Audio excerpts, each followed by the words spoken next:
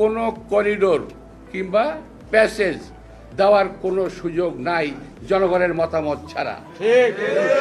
জনগণের ভোটের মাধ্যমে নির্বাচিত সরকার সিদ্ধান্ত নেবে তারা কি করবে। আমরা লক্ষ্য করছি অনেক বিদেশিদের আগমন ঘটেছে, সন্দেহভাজন বিদেশিদের আগমন ঘটেছে। বিভিন্ন সময় তারা বিভিন্ন মিশন নিয়ে আসতেছে। আজকে ফেসবুকে একটা আপনার সারা দিলে পাবেন, এক ভদ্রলোক বলছিল, সেটা আমি আর বলতে পারছি না, সময় নাই, বলাও যাবে না। তো আমার ধারণা এই সরকার ইচ্ছাকৃতভাবে এই অপকর্মগুলো করছে।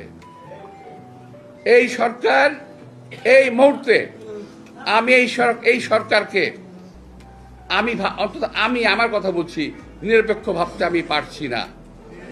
তারা কোনো উদ্দেশ্য পারপাস সার্ভ করতেছে। এই সরকার কোনো পরিস্থিতিতেই গণবান্ধব কিংবা দেশপ্রেমিক সরকার নয়। আমি পরিষ্কার ভাষায় এটা বলতে চাই।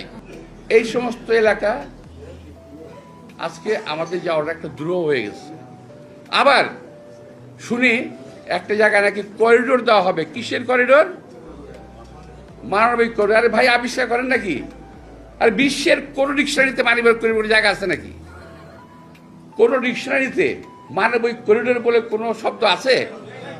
আবিষ্কার করেন এক এক শব্দ, যখন যে শব্দ প্রয়োজন সেটা আবিষ্কার করেন। বাংলাদেশের অভ্যন্তরের